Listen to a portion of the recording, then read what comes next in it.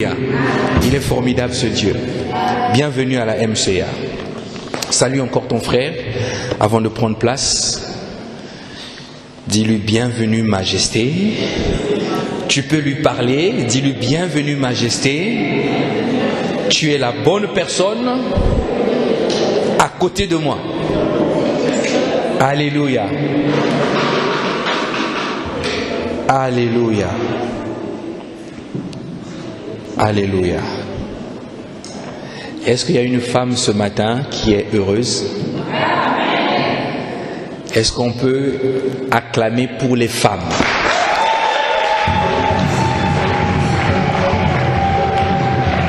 Oh, le frère acclame pour une femme ce matin. Alléluia. Je vois qu'un frère n'est pas content ce matin. Il dit, oh, mais pourquoi pasteur demande qu'on acclame pour les femmes? Est-ce qu'il est devenu féministe depuis 2 jours? Non. C'est qu'il y a une bonne nouvelle. Le Seigneur me convainc véritablement de comprendre l'importance de la femme dans l'église. Alléluia. L'importance de la femme dans l'église. Donc toi qui es marié, qui vis avec une femme, je t'encourage à commencer à partir de maintenant à honorer la femme qui est avec toi. Dis-moi Amen. Voilà pourquoi je ne demande pas aux femmes, je demande aux hommes d'acclamer pour les femmes. Les frères acclamer pour les sœurs. Ah là là. Les hommes acclamer pour les femmes. Alléluia. Alléluia. J'aimerais que quelqu'un dise à une femme brille. Dis brille. Brille. Brille pour ta génération.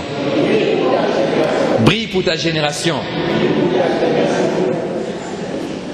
Alors, j'espère que vous n'avez pas oublié le rendez-vous de la femme, la Joufek, le 19 août, de 13h à 18h30 dans ces lieux. Nous allons passer un moment excellent. Moi, je suis un homme, mais j'aimerais venir profiter un peu de la grâce que Dieu va accorder ce jour-là aux femmes. Alléluia. Je vais venir, je vais m'asseoir juste pour profiter de cette grâce-là. Parce que je sens que ce jour-là, une femme sera étirée, encouragée, fortifiée, motivée, requinquée, dopée. Alléluia. Ce jour-là, une femme va sortir d'ici équipée. Dis à une femme la Joufek. La Joufek. La journée de la femme de qualité. Nous voulons la qualité de vie. Vous savez, la qualité de vie, c'est ce que tout le monde désire. Nous voulons tous que nos femmes deviennent parfaites. Nous voulons tous que nos maris deviennent parfaits. Il s'agit d'une qualité de vie. Et cette qualité de vie, on ne peut que la trouver en Christ. Alléluia. Gloire à Dieu. Le dimanche dernier, nous avons commencé à aborder un thème qui s'intitule « La promesse de Dieu ». J'aimerais que tu dises à quelqu'un la promesse de Dieu.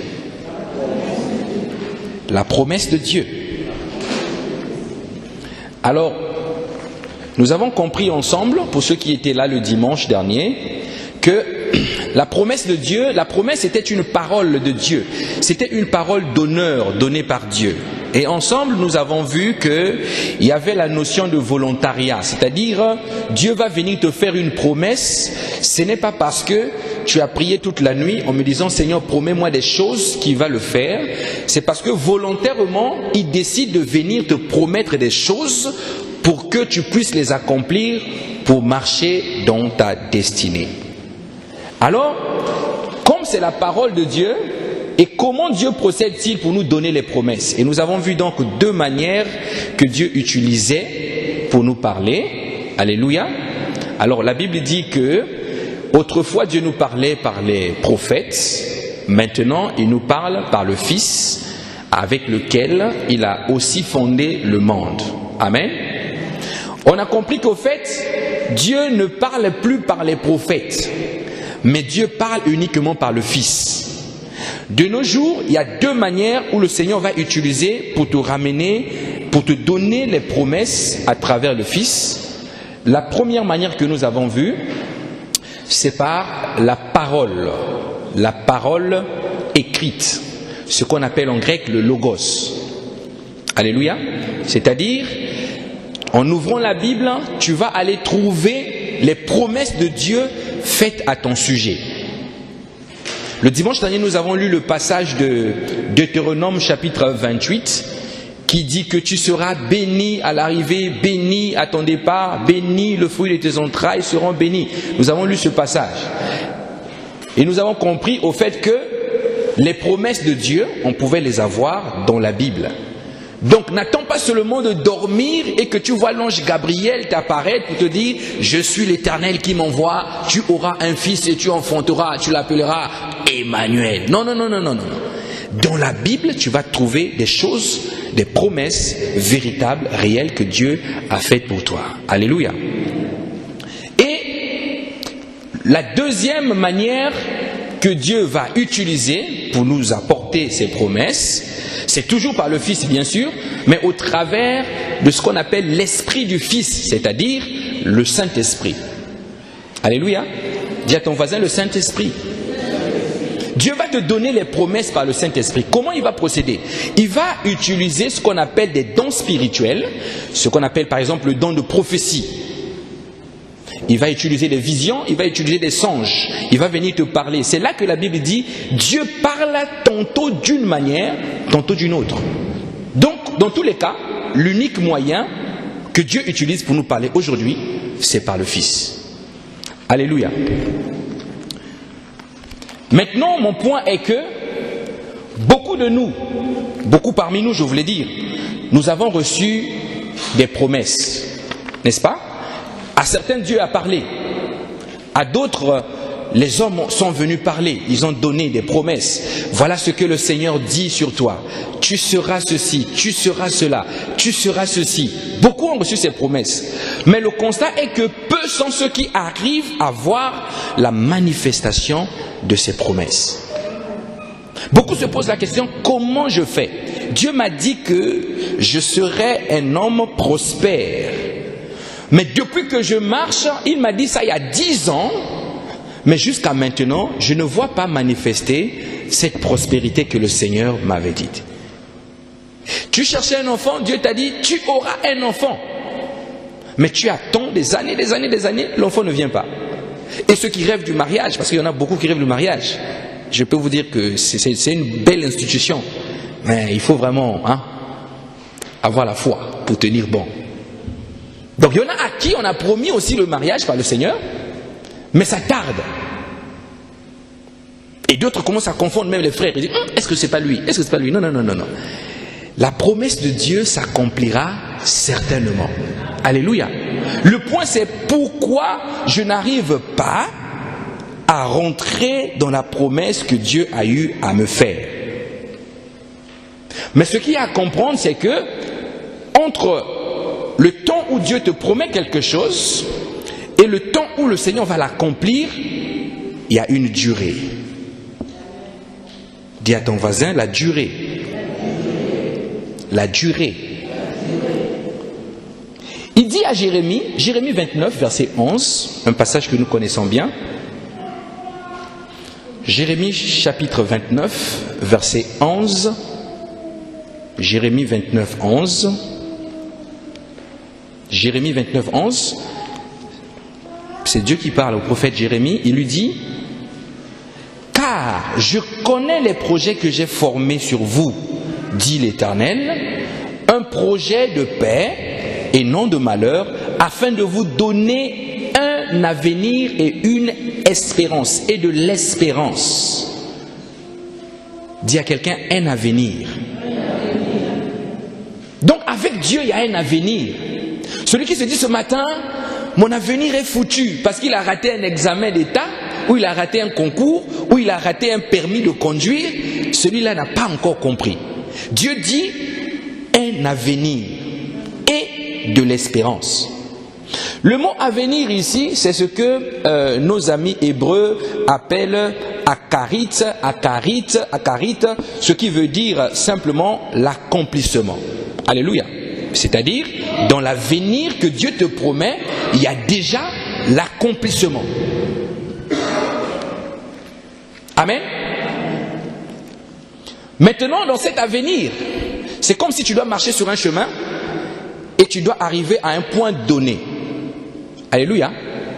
Le point donné là où tu vas recevoir la promesse, le chemin que tu vas parcourir pour aller saisir l'accomplissement, ce chemin-là, c'est ce qu'on appelle la destinée. La destinée, beaucoup ne comprennent pas cette notion. La destinée. La destinée, c'est quoi? La destinée, c'est simplement tiré du mot destination. Alléluia. J'espère que je ne suis pas en train de faire un cours de français ce matin, mais on va réviser un tout petit peu. Amen. La destinée est tirée du mot destination, qui veut simplement dire objectif final, au point d'arrivée. Donc, tu ne peux pas, par exemple, dire,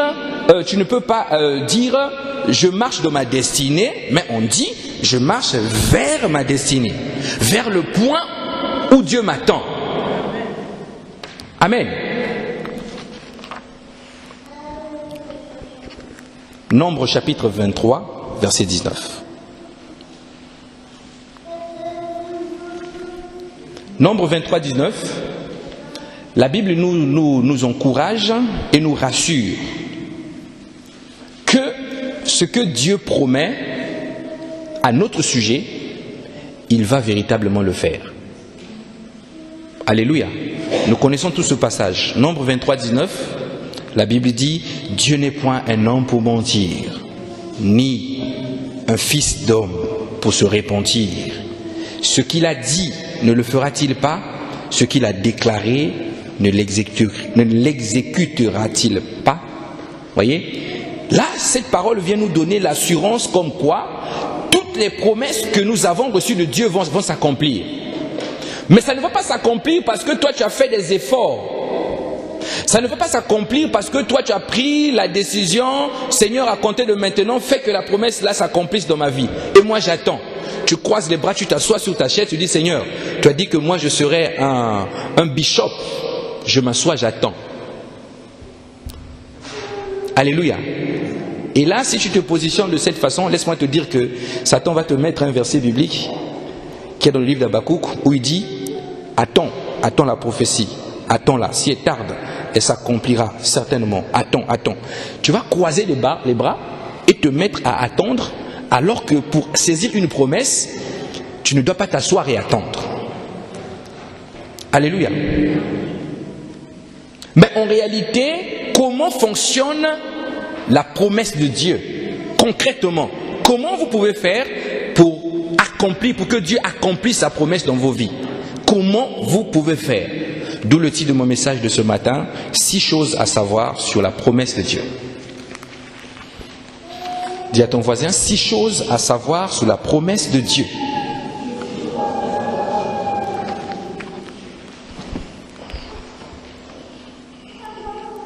Alléluia. Beaucoup aiment le ministère prophétique. Si je descends là, je dis, avancez. Le Seigneur veut parler. Prophétie. Vous allez voir les gens sortir d'ici avec le sourire. Oh, je vois en toi la réussite totale au nom de Jésus. Là, tu vois le sourire. Il rentre à la maison, il attend, la réussite ne vient pas. Le pasteur là, c'est prophétie. Est-ce que c'est vraiment le Saint-Esprit qui lui demande? Mais en ce moment, il y a trop de prophéties. Est-ce que Dieu parle beaucoup comme ça? Il ne peut pas réduire un peu. Dieu promet volontairement à qui il veut. Amen. Alors, donc, pour que la promesse de Dieu s'accomplisse dans ta vie, la première des choses que tu dois savoir, c'est que la promesse de Dieu, le premier point, c'est que la promesse de Dieu est toujours rattachée à un temps. La promesse de Dieu est toujours rattachée à un temps. Si Dieu te dit que tu seras riche, ne rentre pas dans ta chambre, ouvre les mains et regarde le plafond pour que les billets tombent. Mon ami, tu vas attendre longtemps, il n'y aura pas de billets qui vont tomber. Alléluia. La promesse de Dieu demande toujours un temps. On revient dans le passage que je venais de vous donner tout à l'heure, Habakkuk 2, versets 1 à 3. Habakkuk chapitre 2, versets 1 à 3. Habakkuk 2, versets 1 à 3. La Bible dit, j'étais à mon poste et je me tenais sur la tour. Je veillais pour voir ce que l'Éternel me dirait. et ce que je repliquerai après ma plainte. Au fait, Habakkuk s'était mis à se plaindre. Oh Seigneur, regarde les situations, comment on va faire? Seigneur, c'est comme nous exactement aujourd'hui. Il dit Seigneur, tellement il s'est plaint, il s'est dit bon, maintenant je me suis posé, maintenant je vois, comme je me suis plaint, comment le Seigneur va agir, comment il va réagir. Regardez la réaction du Seigneur, verset 2. L'Éternel m'adressa la parole et il dit, écris la prophétie, grave-la sur des tables afin qu'on lise couramment. Car c'est une prophétie dont le temps est déjà fixé. Dis à ton voisin, le temps est déjà fixé. Le temps est déjà fixé. Voilà pourquoi il y a des personnes à qui Dieu va dire, tu auras un enfant le 4 décembre 2018. Parce que le temps est déjà fixé. Si le temps n'était pas encore fixé, Dieu ne pouvait pas leur donner la date exacte. On a dit à Abraham et à Sarah, à cette période-là, je reviendrai et Sarah, toi tu auras un fils. Le temps est déjà fixé. Dieu connaît ce temps. Moi et toi, nous ne connaissons pas ce temps-là. Mais dans la promesse de Dieu, le temps est fixé. Il dit, dont le temps est déjà fixé. Elle marche vers son terme et elle ne mentira pas. Si elle tarde, attends-la, car elle s'accomplira certainement. Alléluia. J'ai une parole pour toi ce matin. Lorsque tu vas lire la Bible, quand tu vois un mot qui est répété 2 fois, ça veut dire que cette chose-là est véritablement effective. Voilà pourquoi quand Jésus marche, il dit en vérité, lorsque vous l'entendez dire en vérité, ce qu'il veut dire après là, ça va arriver. Alléluia. Voilà pourquoi il dit elle s'accomplira 2 fois, certainement. Donc pour te garantir, toi qui n'es pas sûr, quand tu entends elle s'accomplira, on te dit certainement. Alléluia. Maintenant, comprenons un peu les expressions bibliques. La Bible dit que dont le temps est déjà fixé. En hébreu, on dit moed. Moed veut dire quoi? Moed veut dire époque fixée, saison fixée, ou encore le temps fixé. C'est-à-dire c'est une époque, c'est une saison. Maintenant, ce passage nous ramène à dire que dans la promesse de Dieu, il y a des temps et il y a des saisons. Dis-moi amen. Il y a des temps et il y a des saisons. Donc, il faut marcher selon le temps que Dieu a fixé et la saison que Dieu a fixée pour toi. On dit à Abraham, j'établirai mon alliance avec Isaac, que Sarah t'enfantera à cette époque-ci. Le mot qui est utilisé, c'est Moed, à cette époque-ci. Alléluia. Donc, la promesse de Dieu nécessite les saisons. Et dans la promesse de Dieu, il y a 3 saisons majeures. Dis à quelqu'un 3 saisons. 3 saisons ou 3 temps que tu vas devoir traverser pour voir l'accomplissement de la promesse. La première saison, c'est ce qu'on appelle la saison de l'abandon ou du choix. La saison de l'abandon ou du choix, c'est l'une des saisons les plus difficiles parce que tout part du commencement. C'est là que Dieu te dit, viens, abandonne ça, lâche-moi ça, laisse ça, va dans cette direction. Alléluia. Et la deuxième saison, c'est la saison de la préparation. Parce que tu vois, Dieu peut te promettre, il dit tu seras milliardaire. Mais il te voit déjà avec ton salaire de 500 €, tu es orgueilleux. Tu vois? Qu'est-ce qu'il va faire? Il va te dire d'abord, prépare-toi, abandonne d'abord cet orgueil que tu as. Ensuite, lorsque tu auras abandonné cet orgueil, il va te ramener dans la deuxième saison qui est la saison de la préparation ou encore du désert. Il va t'introduire dans une situation où tes 500 € là te seront même supprimés. Pendant cette saison, Dieu va chercher à te mettre un caractère qui va te permettre de bien gérer la promesse qu'il va te donner. Alléluia. Donc, après la saison de l'abandon ou du choix, tu as la saison de la préparation ou du désert. C'est la saison où beaucoup de gens échouent. Ils échouent dans cette saison parce que c'est dur. Tu as l'impression qu'il y a un mur devant toi. Tu as l'impression que tout ce que tu fais ne bouge pas. Mais Dieu est en train de vouloir te forger un caractère.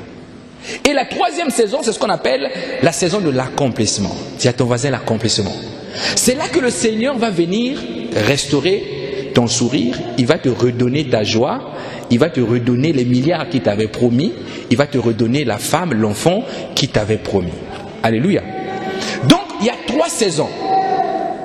Maintenant, ce qu'il faut comprendre, c'est que dans ces 3 saisons-là de l'accomplissement de la promesse, ces 3 saisons-là, lorsque tu vas louper une saison, lorsque tu vas rater une saison, sache que quand tu seras dans la saison suivante, Dieu va te ramener les choses de la saison passée que tu as loupées, avant que la promesse ne s'accomplisse. Amen. Voilà pourquoi il y a des gens qui n'ont pas renoncé à tout, mais ils se retrouvent dans la saison du désert et ils commencent à pleurer. Ils pleurent avec leurs vieilles habitudes. Donc au fait, si tu ne respectes pas la première saison, lorsque tu seras dans la saison de l'épreuve, ton épreuve sera encore pire. Parce que tu vas aussi traîner avec toi l'ami que tu avais avant, Satan.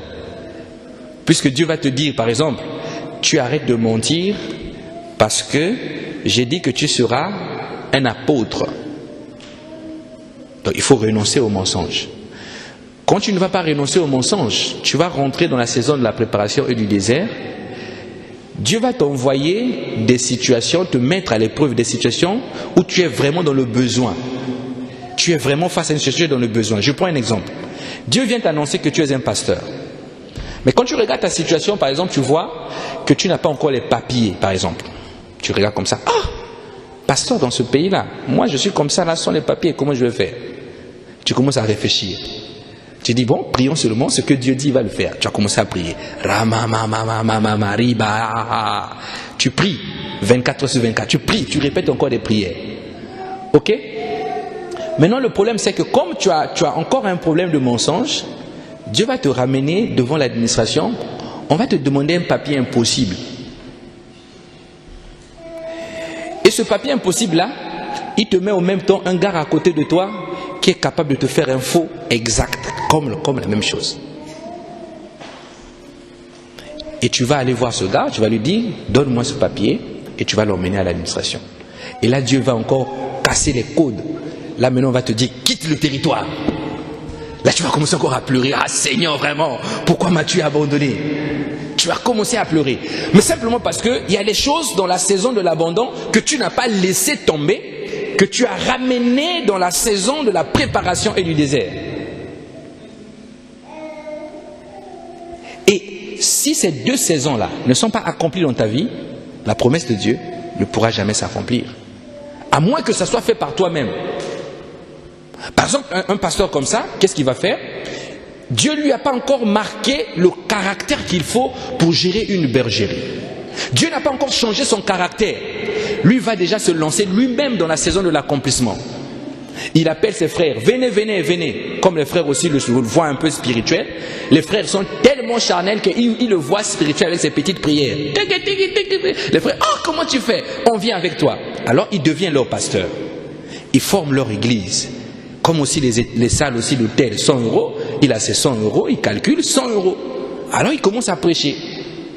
Mais le problème c'est que, comme il est ouin, Dieu l'avait choisi, Dieu l'avait déjà établi, puisqu'il dit à Jérémie, je t'avais déjà établi, avant même que tu ne sois formé dans le ventre de ta mère, je t'avais déjà établi prophète des nations. Donc Dieu l'avait déjà établi, donc il a une onction qui l'accompagne. Alors qu'il arrive maintenant en train de faire le ministère, il a l'onction, mais il n'a pas le caractère. Et l'onction sans le caractère n'opère pas. Le caractère va tuer l'onction. C'est-à-dire, tu imposes les mains, les gens sont guéris. Oh, pasteur excellent. Mais quand tu ouvres les yeux, c'est toi qui couches avec les sœurs à l'église. C'est toi qui mens, qui manipule des frères. Frère, chez lui, fais attention, il parle mal de toi. Le caractère. Alléluia. Pourquoi? Parce qu'il y a eu une saison que tu as loupé, la saison de la préparation, afin de rentrer dans ce que Dieu t'appelle à faire. Voilà pourquoi si Dieu t'a dit que tu seras ceci, tu seras cela, un homme d'affaires, alors que ton propre compte bancaire, tu n'arrives pas encore à gérer, il va te prendre d'abord te préparer. Le banquier va te téléphoner, tu vas recevoir 4 courriers recommandés le même jour. Alléluia. Les yeux vont rougir, tu vas pleurer. Oh, Eloï, Eloï, lama sabatani.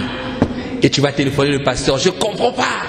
Le pasteur va te dire, tout est accompli sous la croix, comprends. Alléluia. Parlons un peu de la saison de l'abandon et du choix. La saison de l'abandon et du choix.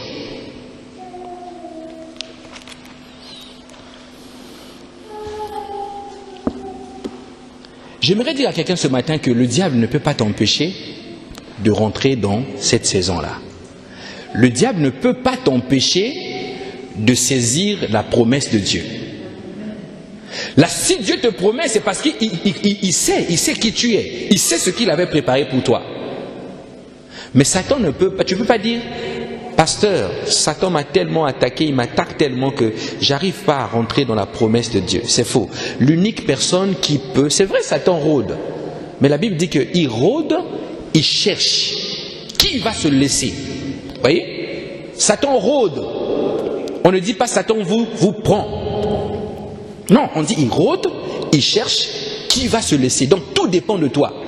Donc l'unique personne qui peut faire à ce que la promesse de Dieu ne s'accomplisse pas dans ta vie, c'est toi-même.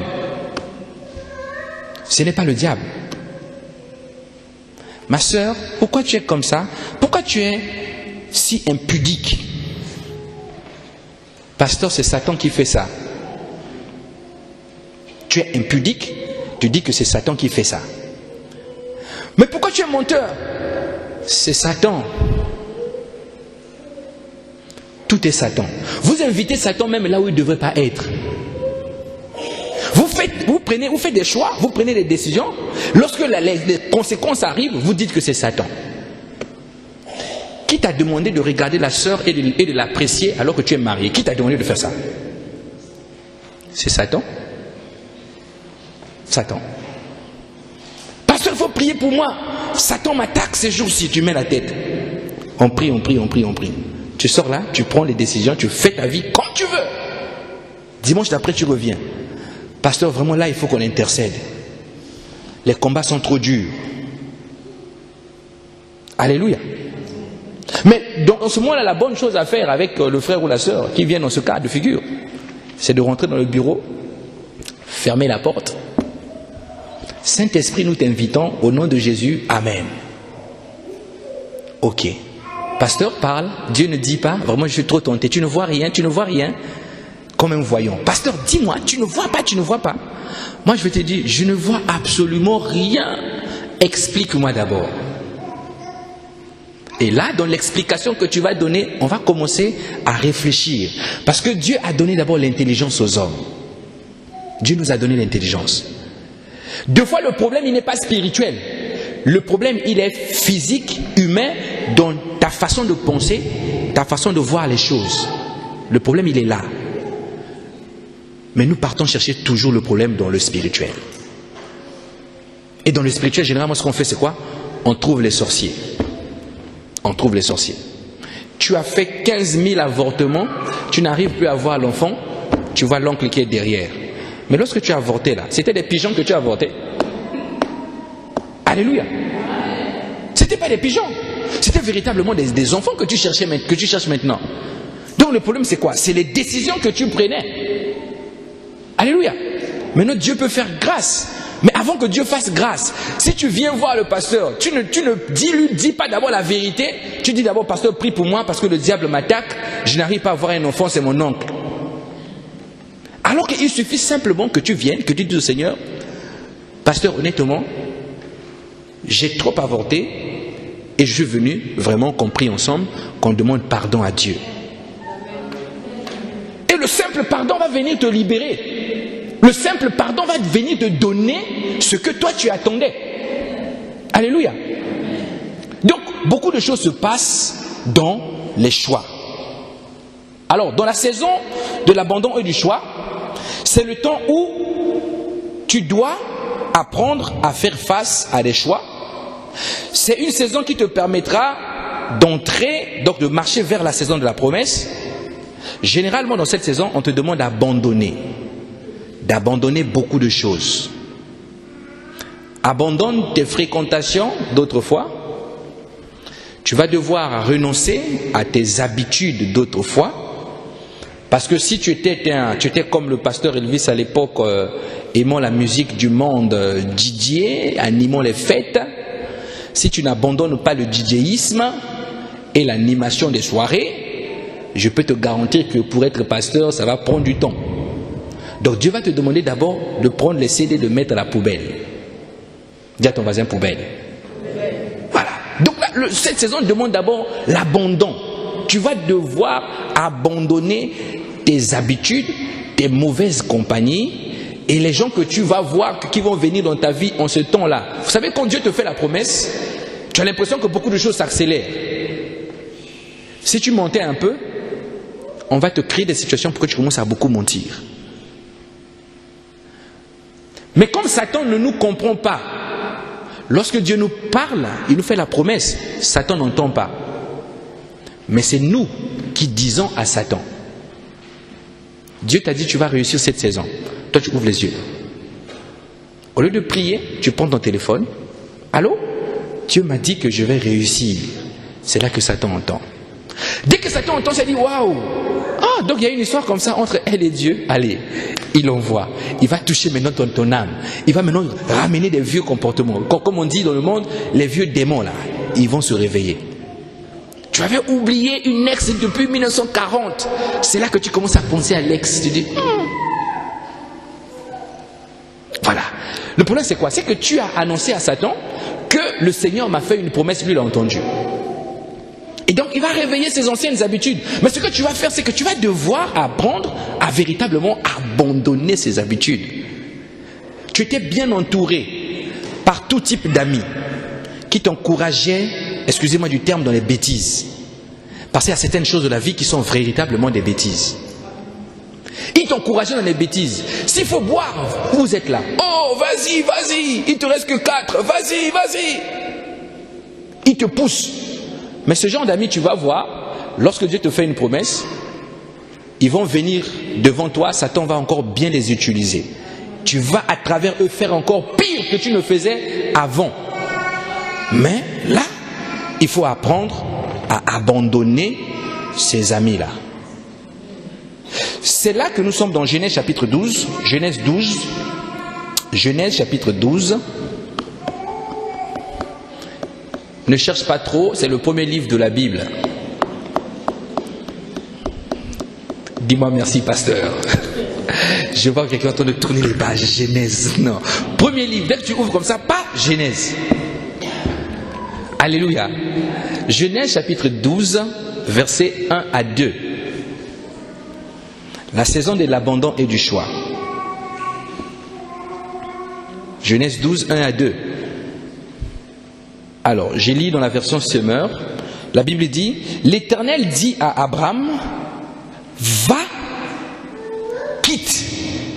Il dit, va, quitte ton pays, première chose, ta famille, ou encore dans lui second, vous avez patrie, et la maison de ton père, pour te rendre dans le pays que je t'indiquerai.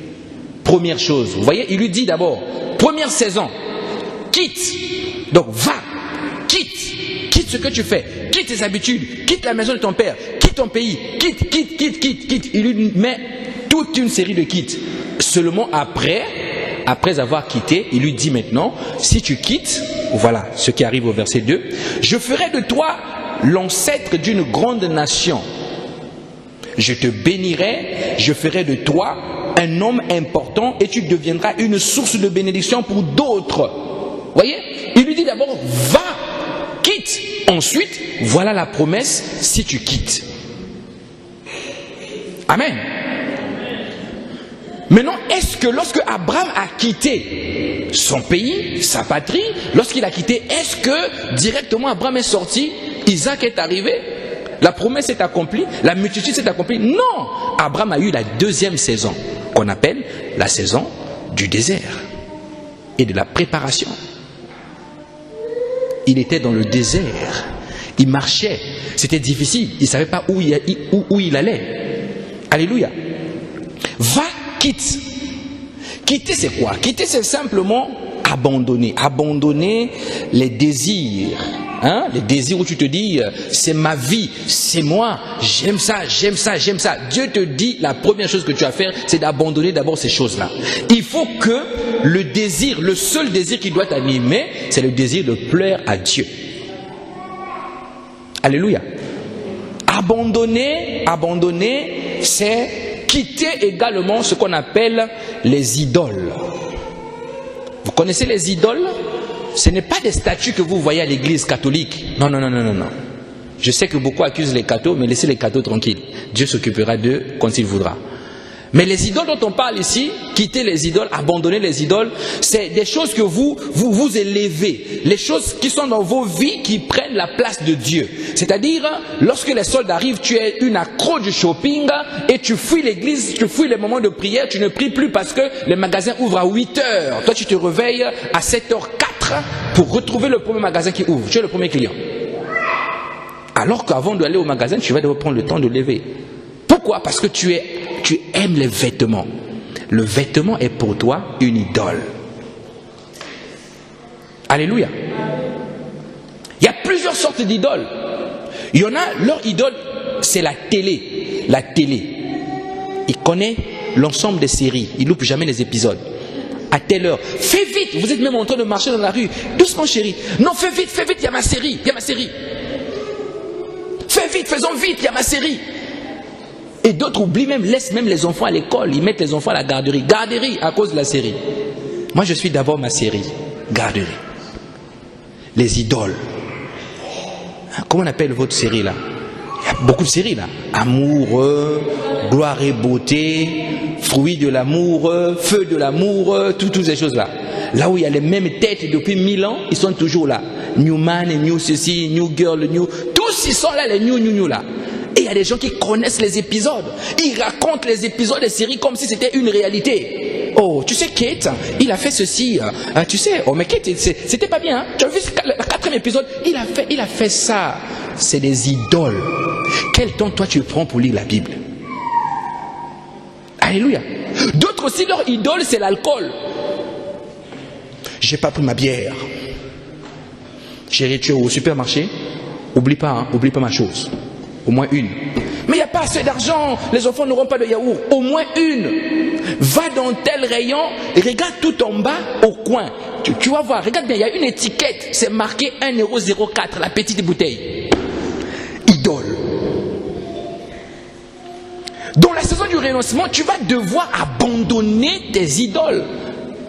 Ces choses qui viennent t'occuper et qui prennent la place de Dieu. Alléluia. Dis-moi Amen. Dis-moi Amen. Donc c'est la saison où tu vas devoir quitter une autre chose, ce qu'on appelle ta zone de confort. Dis à quelqu'un la zone de confort.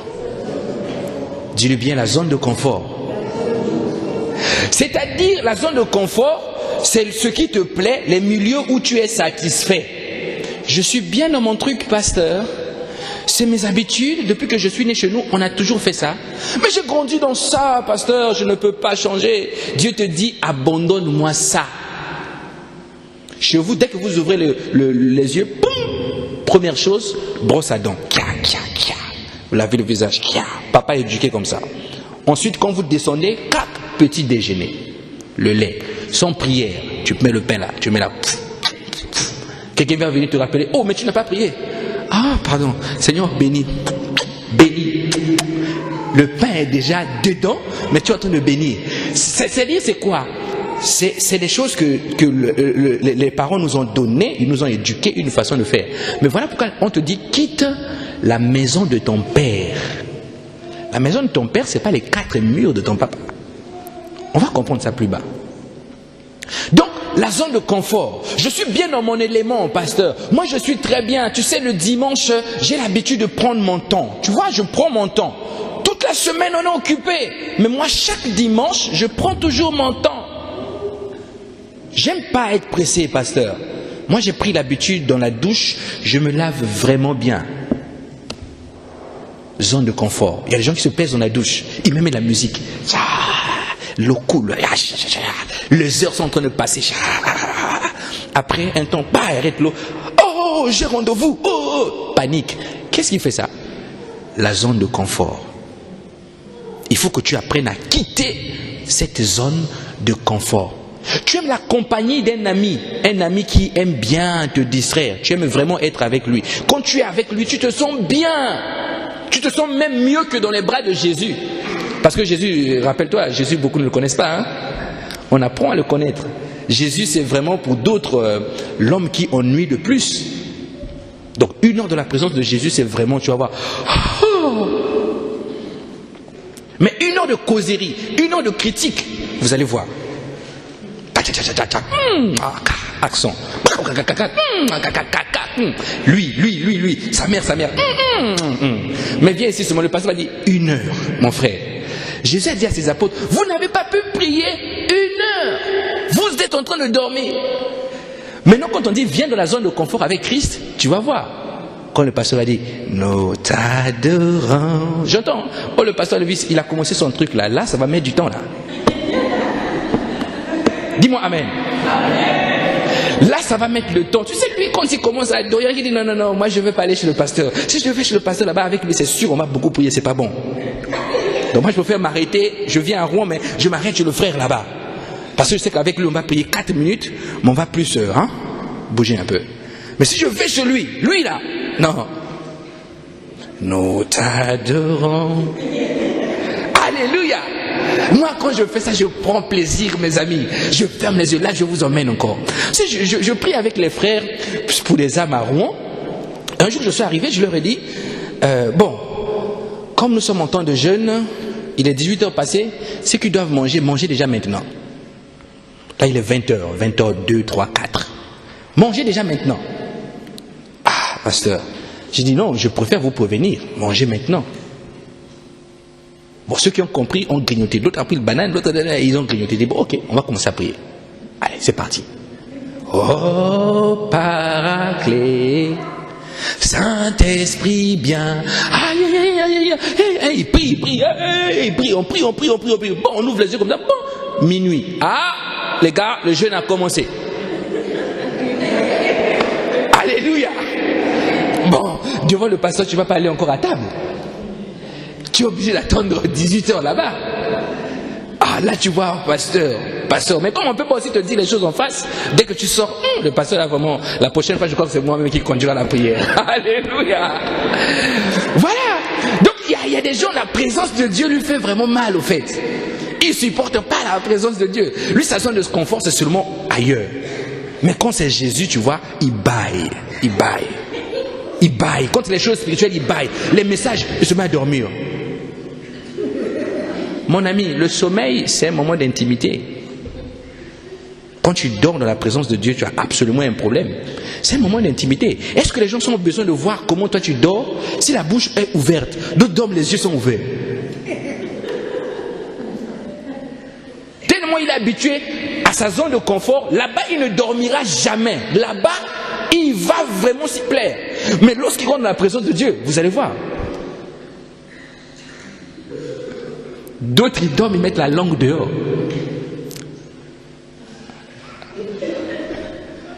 Alléluia.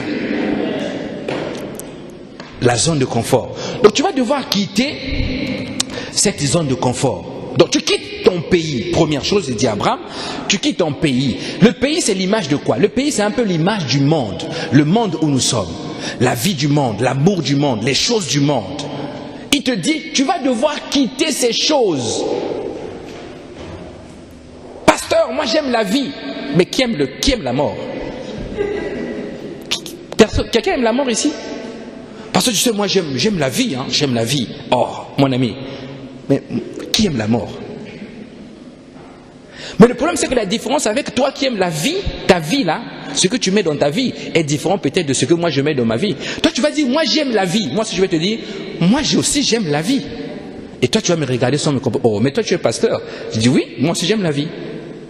Parce que Christ aime ma vie. Alléluia.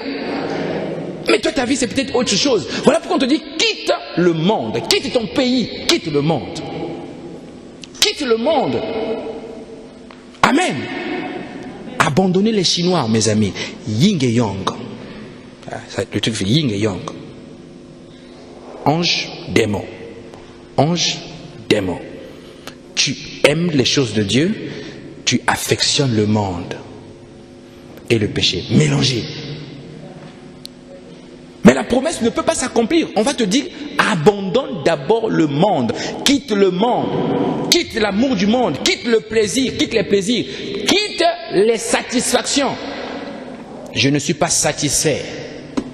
Cette femme-là, avant, quand elle faisait la cuisine, pour moi, elle faisait bien. Ces jours-ci, je ne suis pas satisfait. Elle me fait plus de compliments. Je ne suis pas satisfait. Mon ami, toi, tu attends des compliments.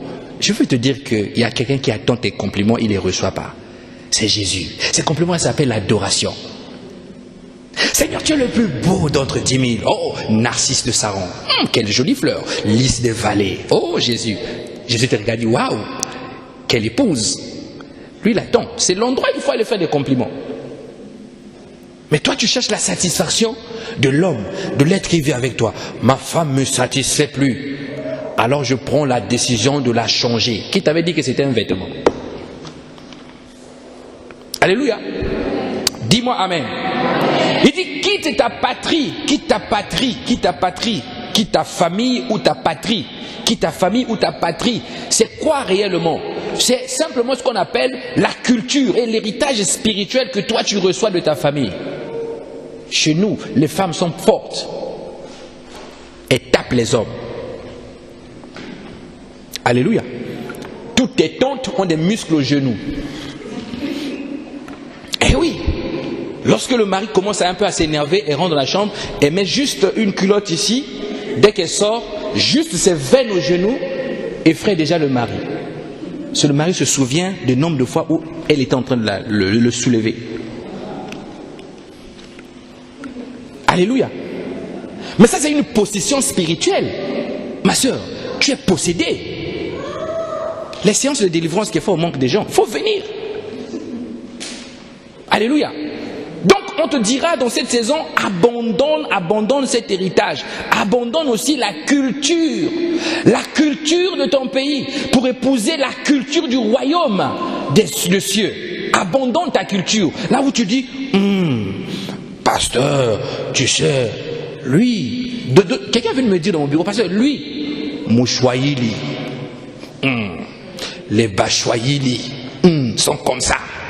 Et moi je ne connais pas du tout. J'ai dit, qui t'a dit que les Bachouaïli sont comme ça? Oui, pasteur, chez eux ils sont comme ça. Hein? Lui, Moulouba, orgueilleux, orgueilleux. Mais qui t'a dit que le frère est orgueilleux? Quelquefois le frère a déjà traversé la saison de l'abandon et du renoncement et du choix. Le frère a choisi de laisser l'orgueil. Toi tu es en train de proclamer qu'il est orgueilleux parce qu'il vient d'une culture donnée. Donc on te dit, abandonne cette culture. Abandonne ta culture, laisse ça de côté. Abandonne aussi la maison de ton père. La maison de ton père.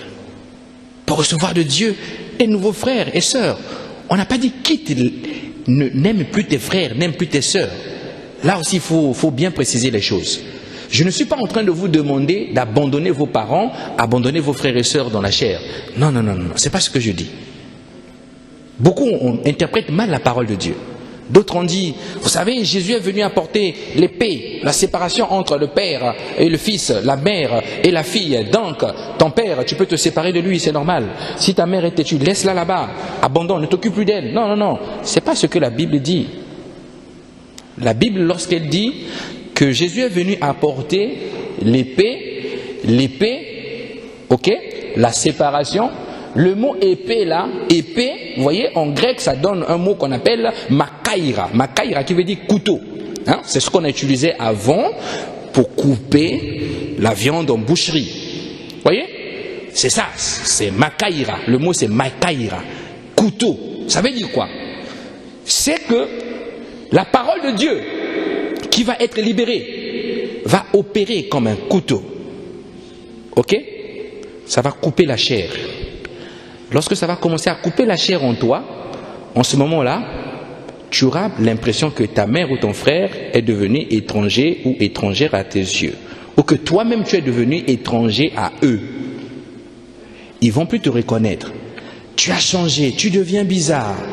Avant tu n'étais pas comme ça. Ça, c'est encore ton pasteur là, l'endoctrinement. Faites attention, des fausses doctrines. Mais la séparation là, ce n'est pas ça. Donc ce n'est pas, je considère plus que c'est mon frère. J'ai des nouveaux frères à l'église, des nouvelles sœurs à l'église. Non, non, non. On a dit aux Géoliens, crois au Seigneur Jésus, tu seras sauvé, toi et ta. Ah. Donc il y a la famille. Mais sauf que lorsque tu vas quitter cette famille, c'est-à-dire tu donnes ta vie à Christ et tu deviens enfant de Dieu, Dieu va te donner une nouvelle famille dont l'esprit. Nous n'avons ici pas tous le même nom de famille. Non. Dans la chair, on n'a pas tous le même nom de famille. Mais comment ça se fait que nous avons tous un que nous appelons Père? Alléluia. C'est là que Simon-Pierre dit à Jésus, au fait, nous avons laissé nos familles, nous avons abandonné nos pères, nos mères et toutes ces choses. Et toi, tu nous dis encore, tu nous traînes comme ça.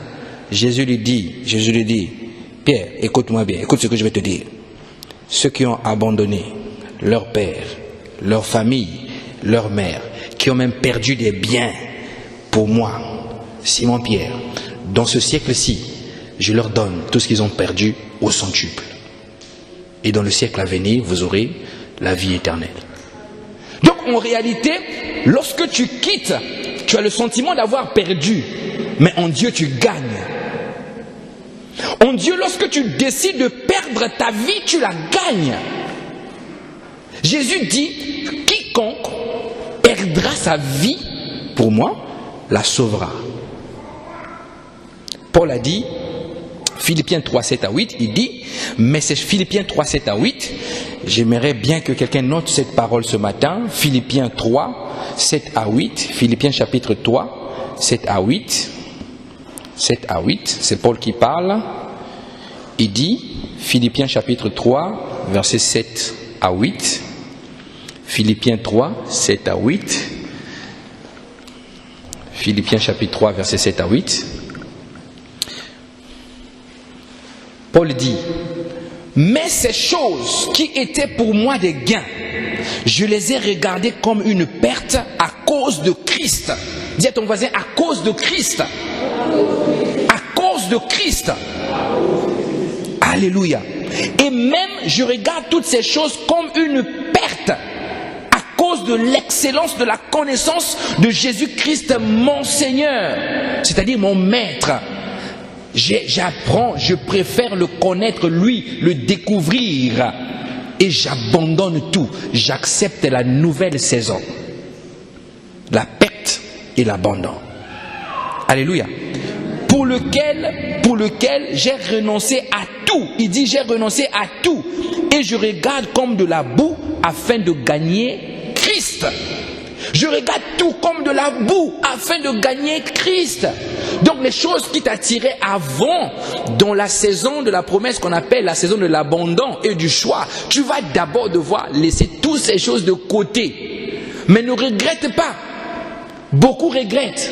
Il prend la décision de ne plus boire, mais il laisse quand même une petite bouteille dans le coin. De temps en temps, il passe et regarde. Je lutte contre la chair. Ça, c'est le diable qui veut m'avoir. Résistez-lui, il fuira loin de vous. Or, le point, c'est quoi? C'est de bien regarder, prendre la bouteille, aller mettre à la poubelle. Considérez ça comme étant la boue, comme quelque chose d'impropre. Mais cette saison, nous n'arrivons pas à rentrer dans cette saison d'abord. Pourquoi? Parce que nous voyons que, si je fais ça vraiment, quelle perte. Toutes ces années-là que je me suis employé à faire ça, donc vraiment, je vais tout laisser tomber. Dieu aussi comprend un peu. Alléluia. Là, tu deviens un peu l'enseignant de Dieu, le pédagogue de Dieu. Il y a des chrétiens pédagogues. Non, ça là. Dieu peut te comprendre, mon frère, mais il faut faire doucement, tu vois. Quand tu mens, mais ne mens pas beaucoup, limite un peu, tu vois. Limite. Il y a des mensonges utiles, tu vois. Voilà. Ne renonce pas au mensonge, mais c'est utile. Parce que quand tu vas donner le mensonge, ça peut te débloquer certaines situations. Amen. Va là-bas, dis-leur. Ton mari qui dort avec toi, là, où vous êtes marié en Afrique, là, ici personne ne sait, il n'y a pas d'acte de mariage. Dis là-bas que tu es seul et tu traînes les 4 enfants. Madame, je vis seul. Là, tu fais même le visage de la tristesse. Ah oui, tu es seul? Oh, mais le père est où? Oh, il nous a abandonnés. Il est en Afrique? Non. Quoi, vous avez dit non? Non, madame, c'est notre façon de parler. Non.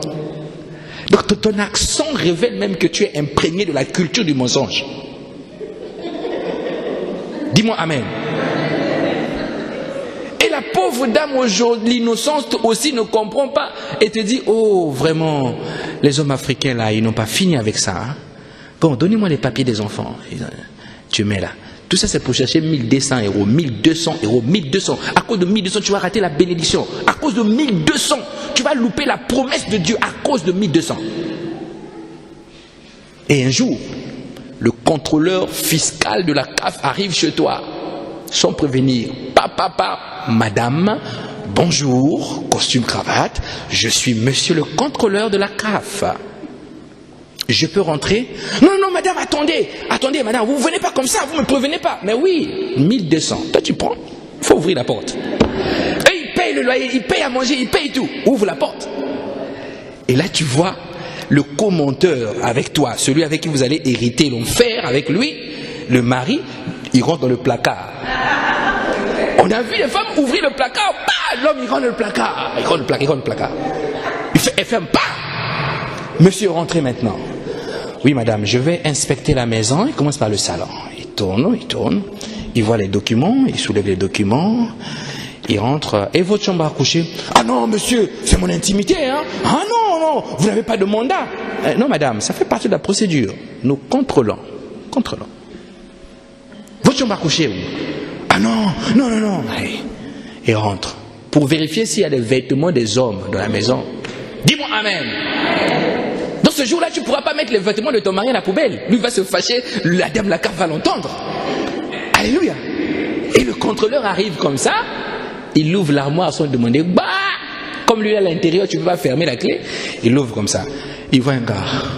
Ouah, qu'est-ce que tu fais là? Ben toi aussi, qu'est-ce que tu es venu faire ici? Je ne suis pas son mari, je suis un copain. Comment ça, un copain? Madame, dites-nous la vérité. Monsieur, votre pièce d'identité, sinon j'appelle la police. Alors si le gars aussi a son papier, tu le mets en difficulté. Alléluia. Voilà pourquoi il y a des hommes qui ont sauté par la fenêtre. Il a entendu la police, il a ouvert comme ça, étage, il a sauté. La jambe est cassée.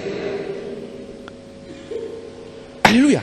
À cause du mensonge, à cause du fait que tu n'acceptes pas de considérer comme étant la boue tout ce qui ne plaît pas au Seigneur. Tu ne fais pas le choix de renoncer. Dieu te dit, je ne t'abandonnerai pas, je ne te délaisserai pas. Ne t'inquiète pas du lendemain. Le lendemain prendra soin de lui-même. 3 enfants, pasteur, sans revenu, comment je vais faire? Mais qui t'avait demandé de venir ici? Qui t'avait demandé? Tu n'avais pas réfléchi avant de venir? Ta réflexion, c'était une réflexion basée sur la pauvreté. Tu t'es dit, en France, il suffit qu'on arrive, tu fais des enfants là-bas, on te paye, tu payes les enfants. Allô? Mais vous là-bas, vous êtes bien en France, hein? Vous faites des enfants et puis on vous paye. La boutique malienne sénégalaise, une femme, 10 gosses. Là, le père, lui, ne travaille pas, toujours le chapeau sur la tête. Mananga. Beaucoup d'enfants, mais basés sur le mensonge. Alléluia. Donc dans cette saison, beaucoup d'enfants de Dieu n'arrivent pas à accéder à la promesse parce que la première saison est déjà loupée. Tu commences mal avec l'alpha. Jésus est l'alpha. C'est-à-dire qu'il contrôle le commencement. Tu commences mal avec l'alpha. Les fondements de ta vie sont posés sur des choses qui ne sont pas vraies. Ma sœur, tu es enceinte? Oui, pasteur. Qu'est-ce que tu veux? Le père est où? Il est où? Non, pasteur, il est loin. Il est loin, oui. En France? Oui, il est en France. Ah, d'accord. Dans quelle ville? Ah, dans telle ville. Est-ce que je pourrais parler avec lui un peu? Oui, papa, on aura l'occasion de parler avec lui. Je te donnerai le numéro. La grossesse avance. Bon, toi, ta situation, c'est comment? Ah, papa, je suis sans papier. Ah, attention, l'enfant qui est dans le ventre là, son père est là-bas, attention, il faut fuir le péché. Mais papa, si on ne fait pas comme ça, comment on fait?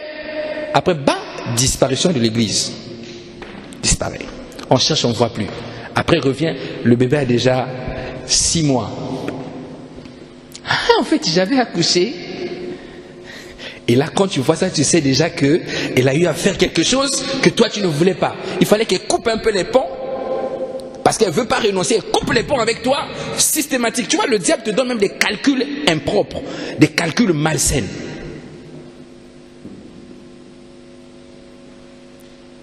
Voilà pourquoi il y a des gens, lui seul, il a 20 gosses en France. Je ne sais pas comment il fait. Femme à Bordeaux, femme à Lille, femme à... Quand on tape, on a 20 gosses sortent. Mensonge. Et quelquefois, il vient à l'église, il prie. Champion des déclarations. Tous les enfants du monde portent son nom. Le nom de ton père, le nom a la valeur. Le nom de ton père, tu donnes aux enfants qui ne sont pas pour toi. Alléluia. C'est aussi c'est comment le nom?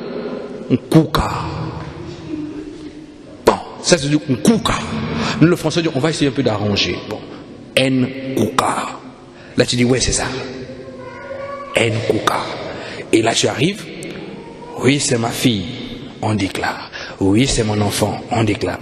Au fur et à mesure, à force de déclaration, ta poche est en train de gonfler.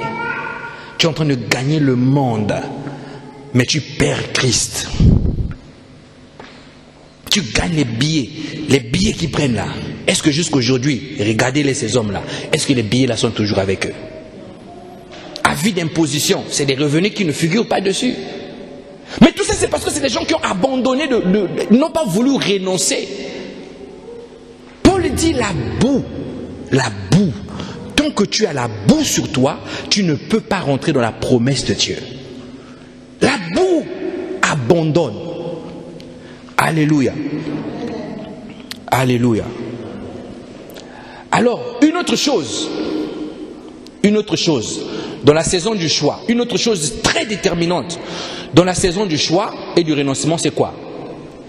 Voyez, quand Dieu dit à Abraham, quitte ton pays, quitte ta patrie, quitte la maison de ton père, quitte ta famille, va à un endroit, un pays où moi je te donnerai.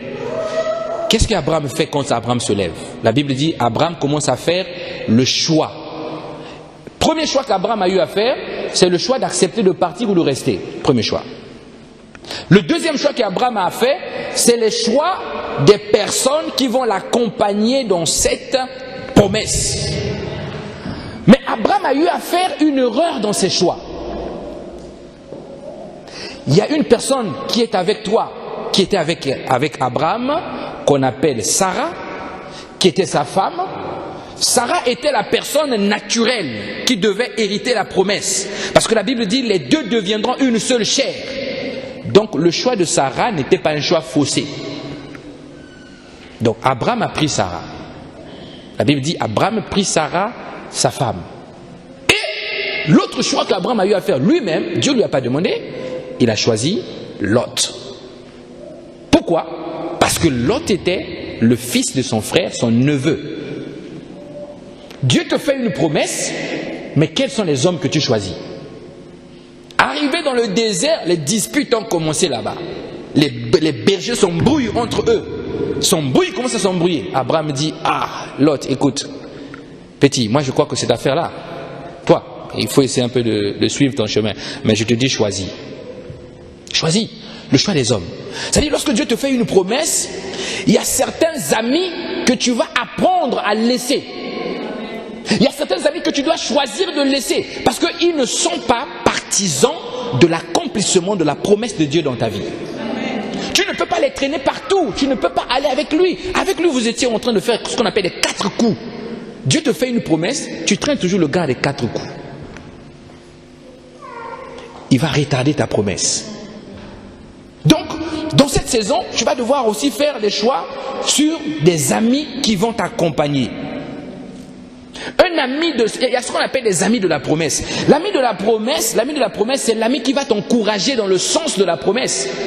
Il y a des amis qui vont te dire, tu es devenu chrétien, tu as donné ta vie à Jésus. Oui, Bon, ben, moi je t'encourage, hein, c'est une bonne chose. Moi-même, je ne suis pas chrétien, mais je t'encourage. Je t'encourage, vraiment, il faut persévérer.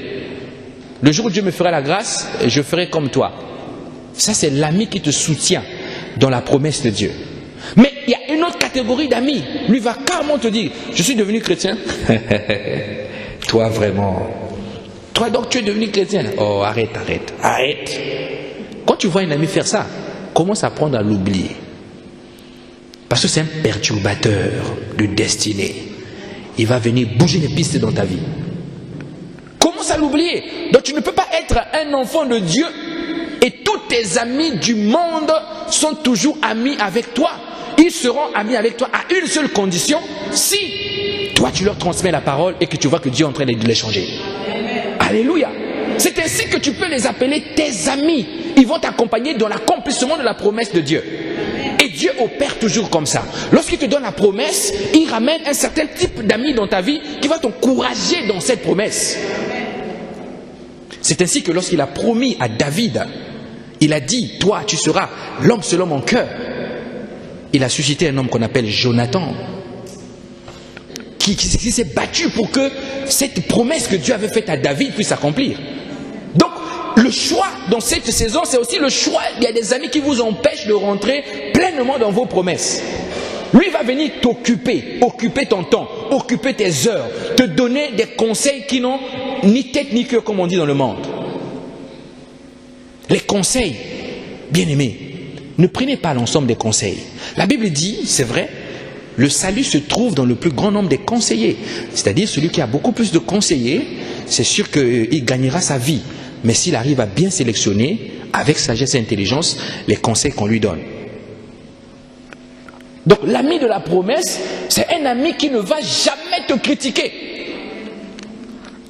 Quand tu vois quelqu'un qui est à côté de toi, parce que tu as changé, tu as accepté de suivre Christ, tu deviens un ringard d'après eux, parce que tu viens à l'église chaque dimanche, tu deviens un homme sans importance, parce que tu pries, tu deviens un malheureux, parce que tu fais des prières. Parce que selon lui, des prières sont réservées pour les malheureux.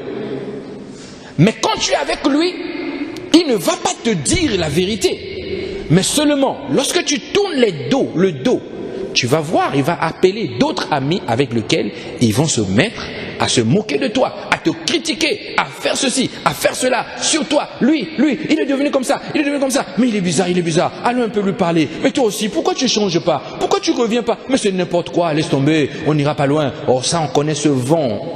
Ça, c'est des amis destructeurs de la promesse de Dieu dans ta vie. Ce genre d'amis t'empêchera de rentrer dans ta destinée.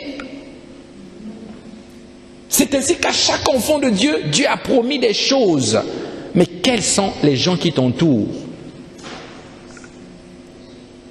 Le choix des amis. Il y a des gens qui vont venir simplement dans ta vie pour détruire ta vie. Il sait que tu pries beaucoup, tu es devenu chrétien. Lui, il est venu avec l'esprit, je ne sais pas, de son grand-père mélangé à un esprit du monde, noir, corne et tout ça. Il vient à côté de toi. Moi, j'aime bien rester avec toi. Dieu a dit, il faut aimer les gens. Tu es toujours mon ami. Moi, je t'aime toujours. Souviens-toi, quand on était dans les galères, j'étais toujours avec toi. Dieu n'a-t-il pas dit aimez-vous les uns les autres? Il utilise le même langage que Satan face à Jésus. Dieu n'a-t-il pas dit? Dieu aurait-il dit que si vous mangez, vous mourrez? Même langage. Et ce genre d'amis, ce genre de personnes qui vont venir pour te faire des remords, ils vont faire à ce que tu aies des soucis, des pensées, des regrets, pour que votre amitié soit consolidée. Ce n'est pas des amis qui vont t'accompagner dans la promesse. Dis-moi Amen. Donc cette saison est une saison vraiment, vraiment déterminante pour nous, enfants de Dieu. L'ami de la promesse, ça ne sera pas forcément ton frère de sang. Abraham a pris son neveu, Lot, parce que de la famille. Donc, des fois, il y a même des gens de ta famille qui vont bloquer la promesse de Dieu qui se trouve dans ta vie. Tu dors avec ta soeur dans la même chambre en Afrique, vous grandissez, toi tu commences à prier, elle chaque matin, tes prières me dérangent, tes prières me dérangent. C'est quelqu'un de ta famille, non? Toi tu pries beaucoup, tu me fatigues avec tes prières. Bonne sœur. Ça peut être des gens, quelqu'un de ta famille avec qui vous avez le même sang. Alléluia. Qui n'est pas pour toi quelqu'un qui va t'accompagner dans la saison de la promesse. Ce n'est pas aussi forcément quelqu'un de ton entourage. Forcément, pas forcément. Tu peux avoir aussi un inconnu qui vient d'ailleurs, qui commence à t'aider. Tu ne comprends pas. Il t'appelle. Vous vous êtes vu à l'aéroport. Dieu a créé une condition. Tu as perdu un petit bagage. Lui, il a ramassé le bagage. Bonjour, monsieur. J'ai ramassé un sac. Est-ce que ce sac, c'est pas pour vous? Oui, c'est... Oh, merci. Il y a tous mes papiers dedans. Merci, merci. Qu'est-ce que je peux faire pour vous? Non, non, qu'est-ce que je peux faire pour vous? Qu'est-ce que je peux faire? Bon, là aussi, dis la vérité. Si tu n'as rien dans les poches, ne frappe pas. Amen. Voilà. Qu'est-ce que je peux faire pour vous? Non, non, non, non, non, rien. Ça va, monsieur. J'ai rien fait de grave. J'ai juste vu. J'ai rien fait. Ah, d'accord. Donnez-moi quand même votre numéro. Le monsieur donne le numéro, tu prends. Tu arrives, je vais quand même lui passer un coup de fil, pac. Ah, comment toi tu vois, c'est toi qui m'avais aidé avec le sac à l'aéroport. Ah, d'accord, très bien. Bon, dis-moi, tu fais quoi dans ta vie? Je fais ceci, ceci. Ah, mais tu sais, moi je peux t'aider, hein. Je connais ça. Bon, là il faut prier, parce qu'il y a aussi des agents de Satan qui passent par ce chemin-là. Dis-moi amen. Là il faut demander la confirmation à Dieu. Et tu vas voir qu'à partir d'un sac perdu, tu trouves un ami qui va t'accompagner dans l'accomplissement des promesses de Dieu dans ta vie. Donc c'est important aussi, pour l'accomplissement de la promesse, de discerner, de faire le choix des amis qui vont t'accompagner. Alléluia. Nous allons nous lever. La prochaine fois, nous parlerons de la deuxième saison. Amen.